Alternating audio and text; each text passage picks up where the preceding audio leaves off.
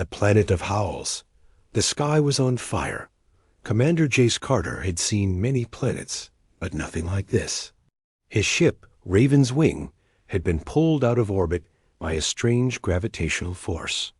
Now it lay in pieces behind him, burning in. The alien jungle. Smoke rose like black claws into the blood-red sky. He limped forward, one hand pressed against his bleeding side. Every breath hurt. Every step sank into thick, muddy ground. Strange trees towered over him, their bark rough. Like stone, their leaves glowing faintly blue. And somewhere in the distance, a howl echoed, not like a wolf, not like anything human. It was deep, heavy, full of sorrow and power. It made the air shake. Jace froze. Then another howl answered from far away. Then another. He was not alone. His comlink was broken. His emergency beacon was smashed. He had no weapons, no backup, and no idea what lived on this world. But he was a soldier, trained to survive. Trained to adapt. He moved slowly, deeper into the jungle. Minutes turned into hours. The sky darkened, and the red sun disappeared behind a ring of black mountains. Strange lights flickered above the treetops. Maybe moons, maybe something else. The howls returned, closer now. Jace ducked behind a thick root and waited. Branches cracked. Leaves shifted. Then he saw her. Not a beast, not a human. Something in between. She stood at least 8 feet tall, her body powerful and wild. Her skin was a deep gray with patterns like fur, but smooth to the touch. Long white hair fell down her back, braided with bones and beads. Her golden eyes glowed in the dark, and they were staring directly at him. Jace didn't move. Neither did she. They stayed like that for a full minute. 2 creatures from 2 different worlds, breathing the same air. Then, slowly, she stepped forward. He expected a roar, a leap, a slash of claws. Instead, she knelt. She touched the ground before him, bowed her head low, and then, with a soft voice that sounded more like a growl wrapped in a whisper, she said, "Fertility God." Jace blinked. Had he heard that right? She pointed to his face's beard, dirty and ragged from days of no sleep, then touched her own chest. Her expression was soft, hopeful, almost worshipful. He had no idea what was happening. Then she stood up and offered him her hand. Jace hesitated. Was this a trap? Was she luring him somewhere? But something in her eyes told him no. She wasn't here to harm him. She had saved him from the other creatures in the jungle. He could feel it. He took her hand. It was warm, strong, but careful. She helped him walk, slowly, deeper into the forest. The howls grew distant. The trees parted.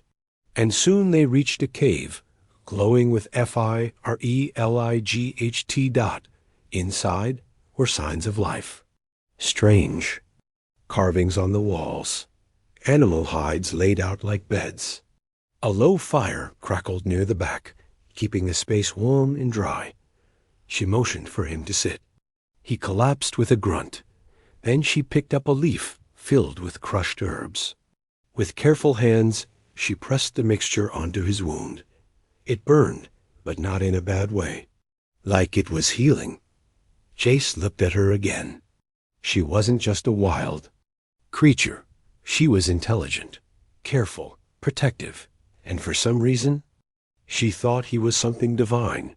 He chuckled, weakly.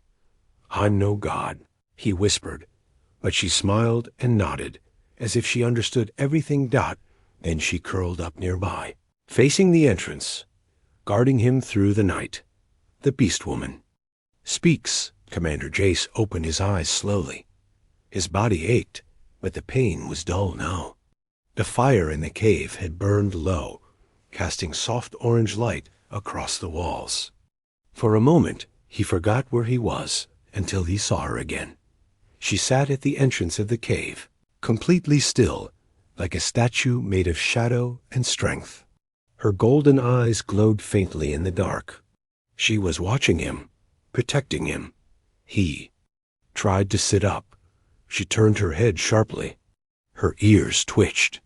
And then she was beside him in a heartbeat, faster than any human could move. She placed a hand on his chest and pushed gently. "Rest," she said. Just one word. Deep, rough, but clear. Jace blinked. "You? Speak?" The Beastwoman tilted her head. Words hard. Old tongue. She sat beside him now, her movements calm.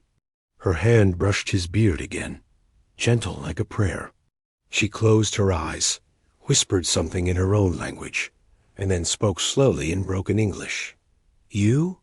From sky, starborn, life beard." She touched her heart. "You bring seed. Tribe wait long." Then, more softly, "You, my future." Jace stared at her, stunned. He couldn't believe what he was hearing. To her people, he was some kind of sign. A prophecy. Being sent from the stars to give life because of his beard. He tried to explain. "I'm human, not a god. I'm lost. My ship crashed." She frowned. "Lost, but found. I found. Sky chose you." Before he could argue more, a sharp sound echoed through the jungle. A loud horn, deep, hollow, ancient. The Beastwoman's face changed. She stood up fast, eyes hard now. "Others come," she growled. "Not safe? Others like you?" Jace asked. She shook her head. "No, not like me. Hate gods. Kill skymen." She grabbed a long curved weapon from the wall, a blade made of bone and metal. Then she reached for Jace's arm. "You come. We move now." He tried to stand, stumbled, but she caught him. Her strength was terrifying, yet her touch was careful. She helped him walk as the sounds outside grew. Louder, more horns, footsteps, and then something worse. Growls. Deep and hungry. They rushed through the jungle. Branches whipped past. Jace's head spun from pain and confusion. But the Beastwoman Karaka, she finally told him. Her name moved like she knew every root, every stone. Then he saw them, creatures in the trees, tall and armored, with glowing red eyes and spears like lightning. "Rival tribe," Karaka hissed. "They hunt gods, eat power." Jace's heart pounded. "What do they want with me?" She growled, pulling him close. "You mine." They take tribe war. They ducked into a cave beneath a cliff. Karaka covered the entrance with vines and stone. The enemy passed overhead, snarling, sniffing, whispering in strange voices. Then silence. For a long moment, nothing moved. Jace leaned back, breath shaking. "Why protect me? Why risk all this?" Karaka turned to him. She placed his hand on her chest. Her heartbeat was strong, calm, "Because you gave me hope."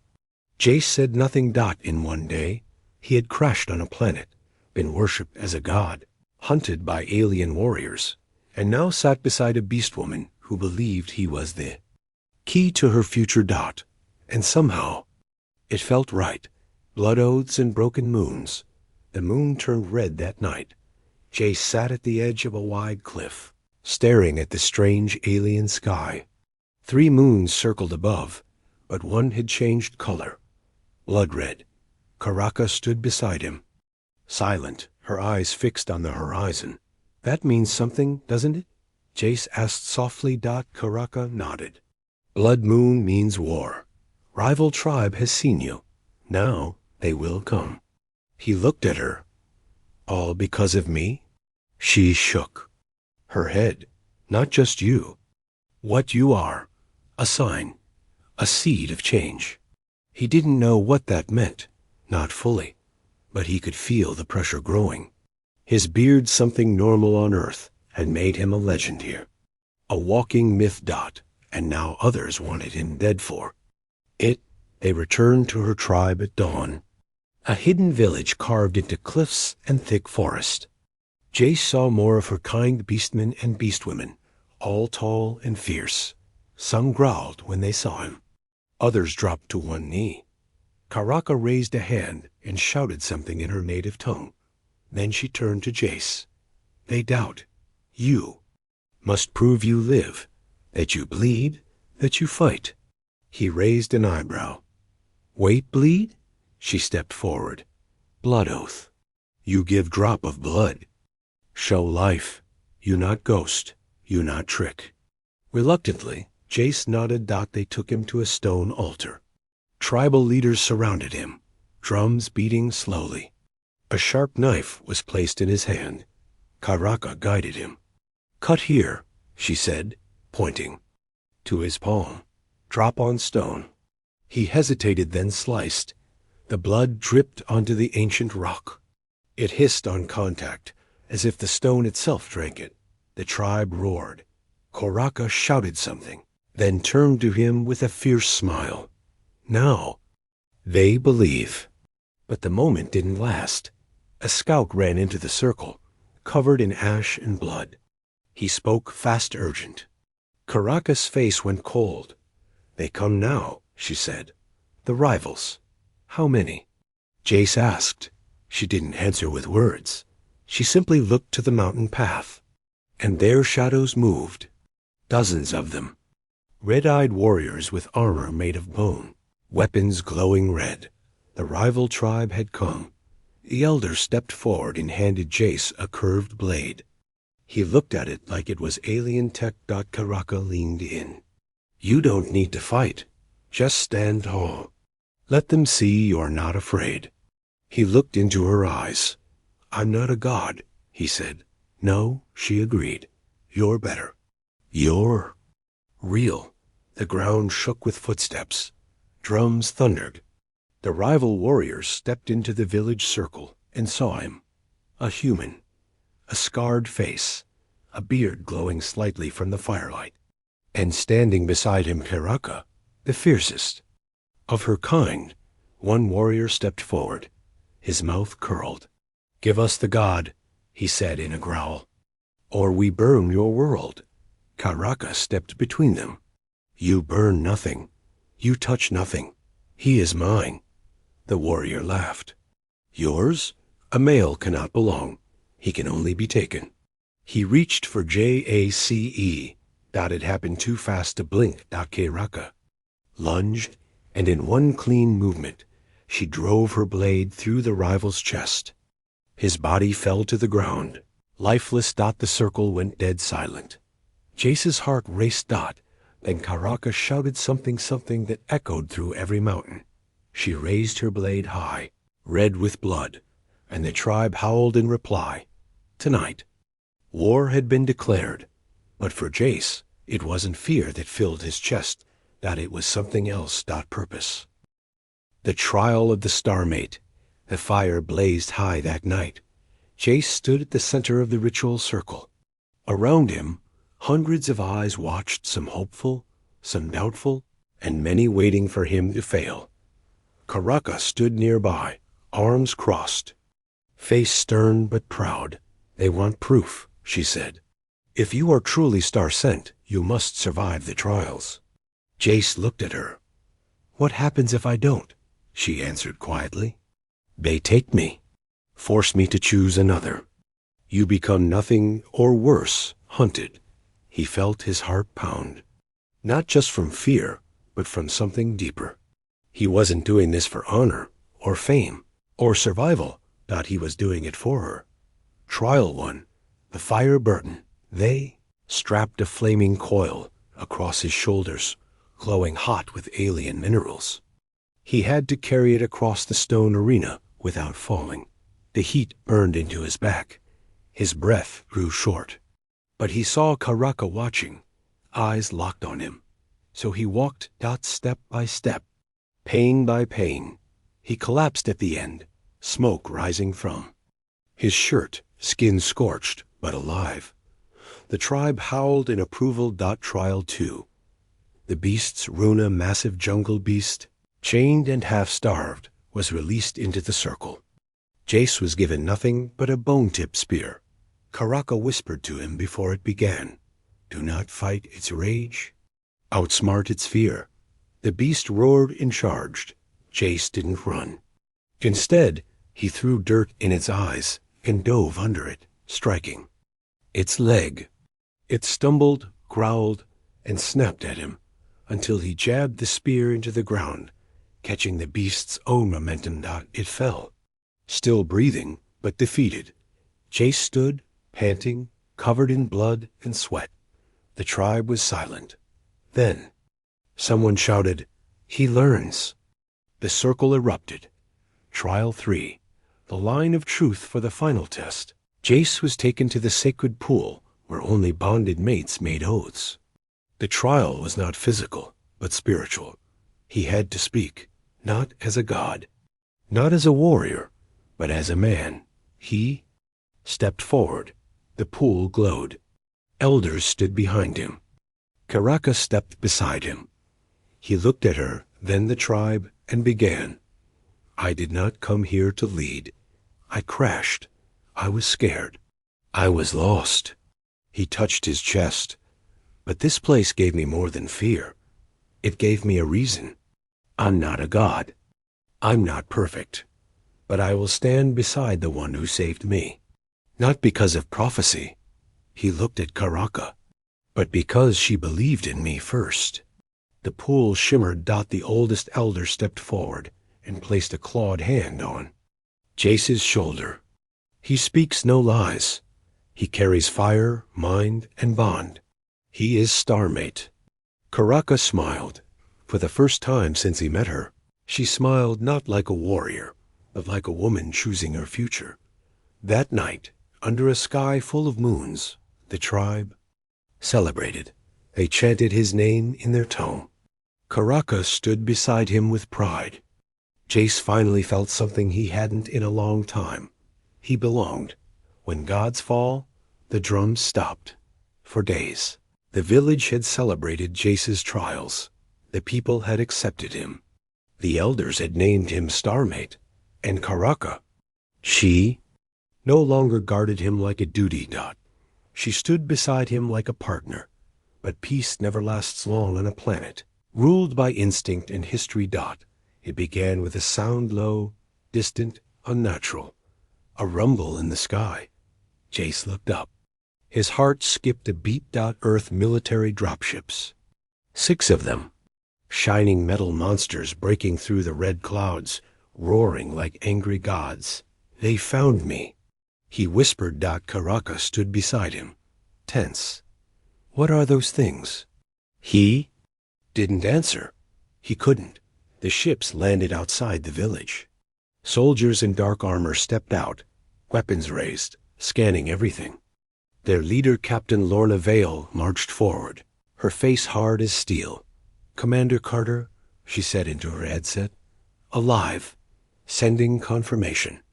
Then she looked at him directly. "You're coming home." Jace didn't move.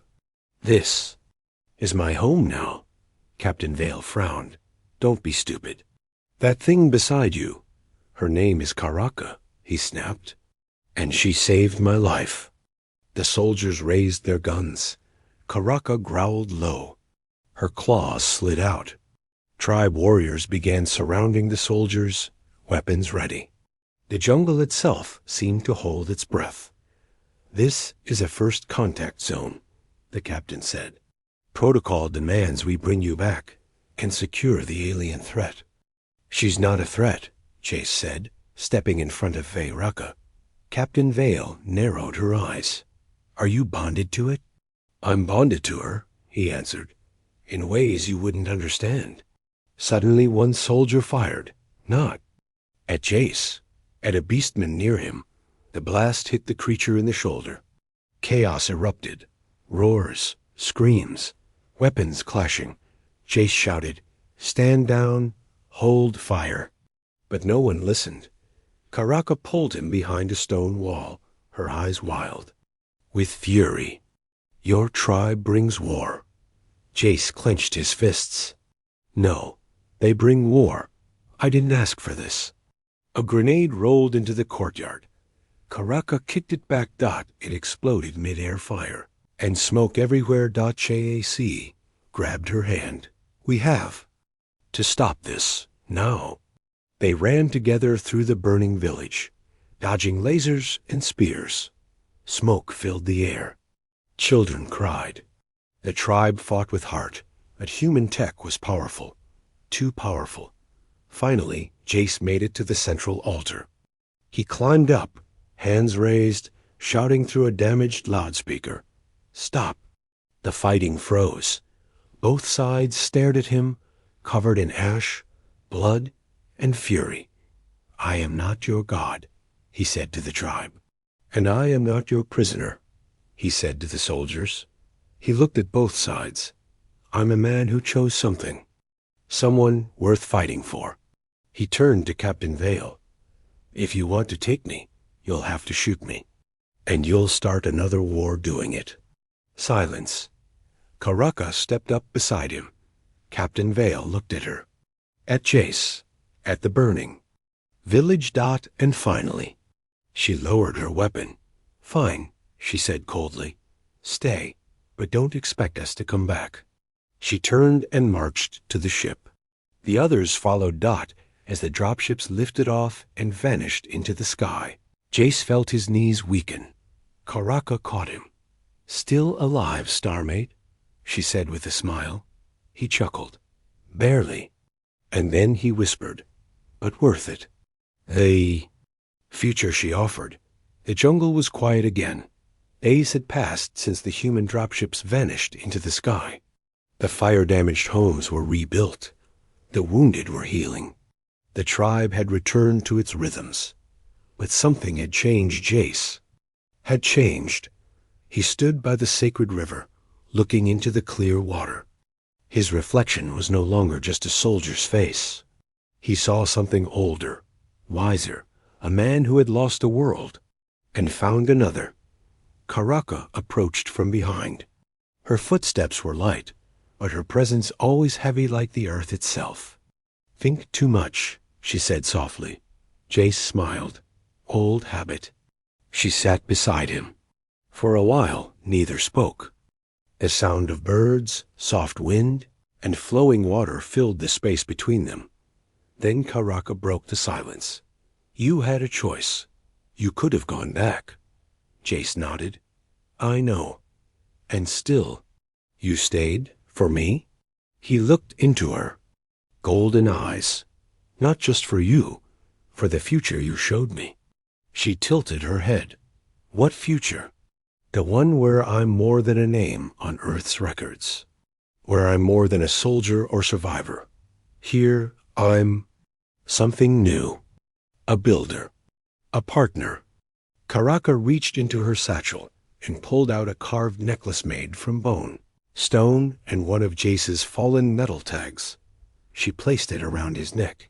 This marks bond, not as god, not as myth, but as mate, equal. He held the necklace. Gently. Then let's build that future, he said. 1 year later, the tribe had changed. Huts had solar lights. Farms had doubled. Hunters worked with engineers. The jungle still roared, but now so did laughter.